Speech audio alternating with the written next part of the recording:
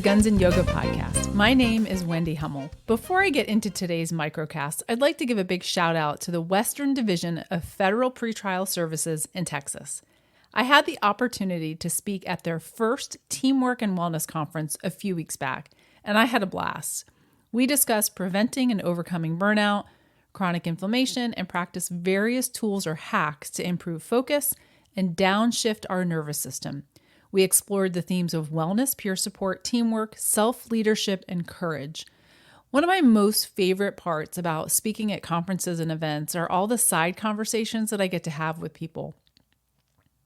Getting to know those who are working the front lines, some near retirement, some just starting out, early morning walks, conversations on breaks, during meals, and throughout the class.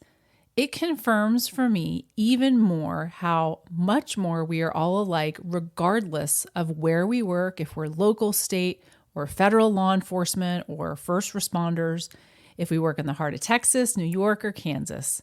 Okay, so now on to today's topic.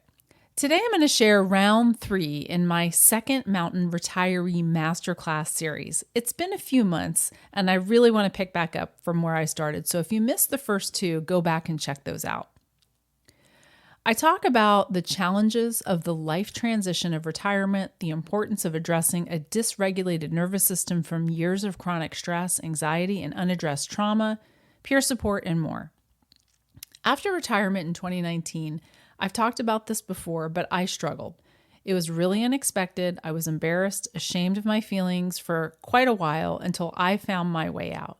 I discussed this more in a previous episode and the tools and resources that I used to get through it.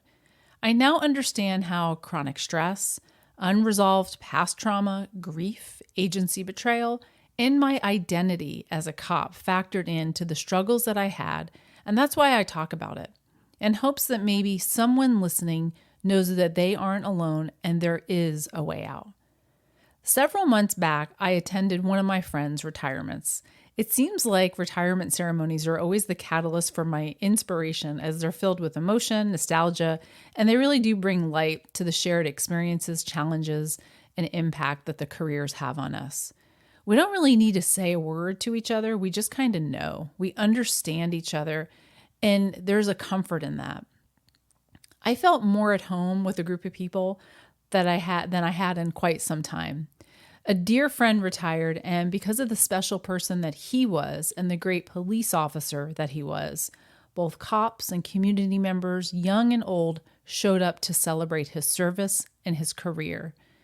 Being in the company of those that I serve with, many of whom I've known since 1998 when I first started my law enforcement career in Wichita, Kansas, but some of them I didn't know. It made me realize how special the people are who do this work, and how each and every one deserves a healthy and happy retirement. I've mentioned before that I know many who don't have this experience, and it's important to me to do my part to support cops and any first responder or frontline worker so that they can enjoy their second mountain or retirement. The credo of this podcast is that we are better together. It's really simple, but I really don't know a better way to say it. Being at my friend's retirement confirmed it, and by sharing our experiences, setting egos aside, openly speaking about the things that both inspire and haunt us, we were connected. Most of the side conversations I had with people weren't what I would call surface level. People wanted to talk about real issues, health, stress, connection, and support. There were no masks, and it was really refreshing and encouraging. In an earlier episode, I explained that I adopted the name Second Mountain from a book that I had read a while back. The mountain represents our next chapter. For some of us, that's post-retirement. We shift our focus from achieving, whether that be a promotion, family, or retirement, to serving. Not that we didn't serve in our careers, but other things become more important. Less external validation and more self-reflection. And in some cases, a time to do that internal, deeper work. If we don't retire healthy, our challenges don't just go away, and we still have to face them. Some can feel impossible to overcome if we haven't done the work. To master the mountain, we have to master ourselves. Doing the work means many things, and if you're just beginning as you approach retirement and you feel stuck or lost, Maybe you're managing an illness or poor health, an addiction, damaged relationships. You may consider doing the work. If this rings true, the good news is that you get to decide how you want to show up as you scale your second mountain. It's not too late, but it isn't easy. This masterclass is intended to support and serve as a resource and a self-coaching guide. Coaching is all about getting somebody to see their own inner wisdom in achieving their goals and make an impact, whatever that might be. Each one of us is unique, and each one of us requires a different blueprint as we navigate the retirement journey. Sometimes before we can move forward and we're able to access that innate wisdom, we have to first take a look back, clear out some cobwebs to create space for what comes next. The hero's journey is a framework created by Joseph Campbell. It consists of 3 stages with several sub-stages contained within each. They're the departure, the initiation, and the return. We have all experienced our own hero's journey, and it isn't gender specific. And the stages aren't linear either. Stages can be repeated and experienced out of order. The departure stage is when we leave behind the familiar. This might look like leaving home for the first time, joining the military, joining the police department, the fire service, going to college, and retiring. The initiation phase consists of the challenges that we face out there. And I think that we can all agree that there are many. Making friends, dealing with difficult people, succeeding at work, and in our professions, getting promoted, starting a family, getting the degree, critical incidents, organizational stressors, and the challenges associated with the life transition of retirement. The third phase is the return. This means that we're a better version of ourselves. We have overcome the obstacle and we've slayed the dragons. While the hero's journey always involves some sort of an external challenge, there's another framework developed by Maureen Murdoch. It's called the heroine's journey. The heroine's journey also consists of the same 3 stages, but the difference being is that it's more of an internal journey during that initiation phase rather than an external one. This is typically prompted by some sort of a life challenge or transition, such as death of a loved one, a medical diagnosis that might be pretty scary, a divorce, losing your job, or retirement. Going in and down is what the heroine's journey is all about. Less expanse, more depth, more work, and more growth. In our society, and even more so in our first responder culture, this has not been a priority. I will speak to law enforcement specifically since that's the world that I know. I recently heard author, men's coach, and podcast host Connor Beaton use the phrase strength in suppression while speaking about his new book, Men's Work, A Practical Guide to Face Your Darkness, End Self-Sabotage, and Find Freedom. Law enforcement is still primarily a male-dominated profession, but I believe what can happen is that women become acculturated to the same credo. I know I did. Things are changing, and it's the work I've devoted my second mountain to. Strength and suppression is the unwritten idea that what we see and do is part of the job, something we signed up for. Talking about our emotions, struggles, and feelings isn't an option. Keep it to yourself. My experience at the retirement event was contrary to how many of us went through our careers, and it truly inspired me. If you haven't done this work throughout your career, it's not too late to recognize this pattern and shine the light on the repressed pain.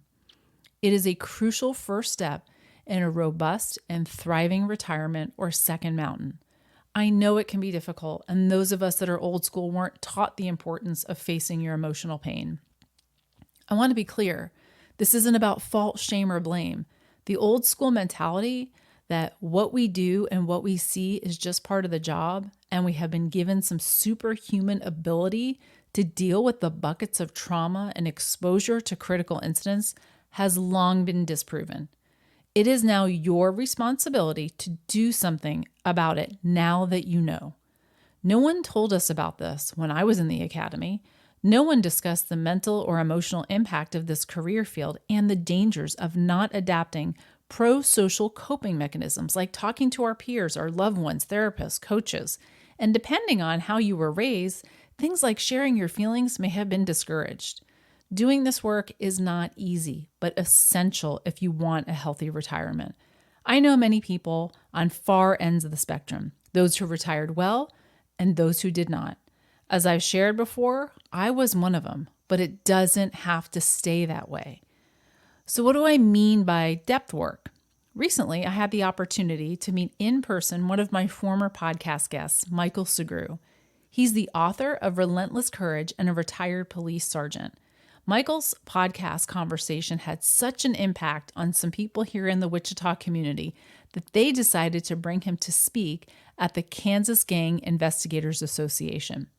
I've heard Michael's story, I've read his book, but I actually hadn't experienced him sharing his story in person with a group of first responders, most of them cops. Most of them were men. He openly shared the pain he experienced and how a shooting incident was the catalyst. His resulting behavior led to the end of his marriage, his career, and he discusses the betrayal that he felt from his organization. But perhaps the most important part of his presentation was that he shared the work he did to get to the point where he is today. He shared his heroine's journey, the depth work he did to heal and experience post-traumatic growth. He isn't immune from struggle, but he's done the work and built the resilience to struggle well. I could see some people in the audience were really uncomfortable when Michael was speaking, and I assume it's because we don't talk about these things in our profession. Strength in suppression. I know many saw themselves in Michael's story that day. The problem with this idea of strength in suppression is that stuffing our emotions leads to adapting in not so great ways, inevitably projecting our pain onto others, sometimes the ones that we love. This might look like substance abuse and alcohol abuse, infidelity, high-risk behaviors, chronic pain, and it feeds into a toxic environment. Before moving forward, it's essential to look back and ensure that you have the capacity to do so. You owe it to yourself and you owe it to those in your life that care about you. As Connor Beaton says, the goal is to carry your pain more effectively. My call to action is twofold. Before you retire, or if you've already retired and any of this hits home, please consider at least one of these options. Check in with a culturally competent mental health professional, a supportive group that addresses these deeper issues, a coach, a friend, or reach out to one of the many programs that support first responders.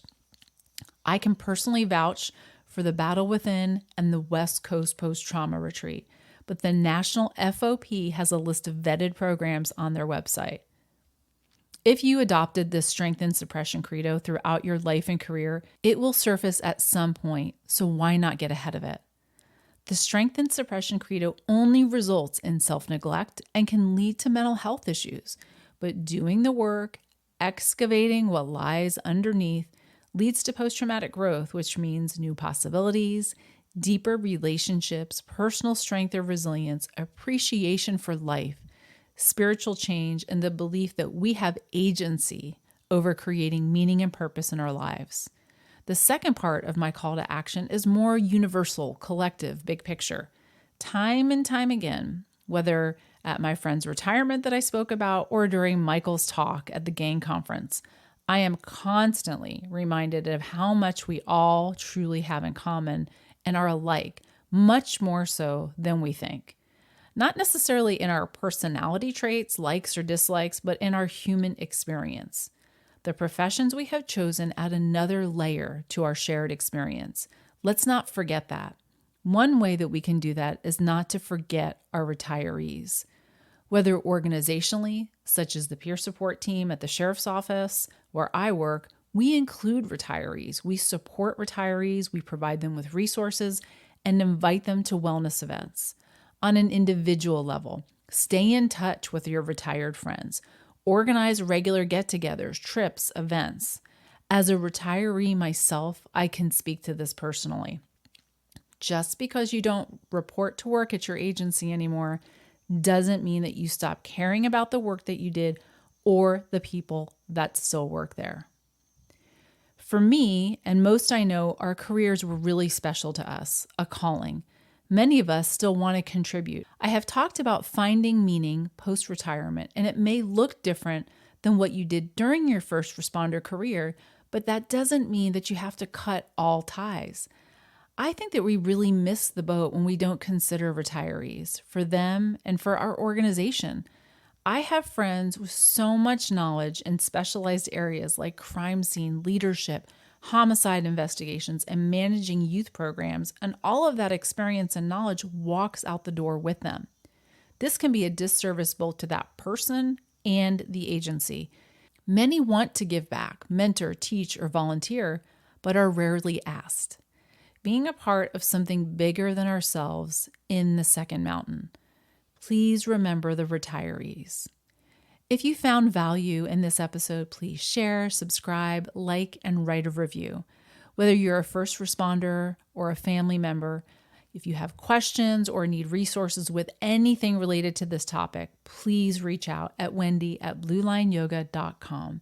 And remember, we are better together.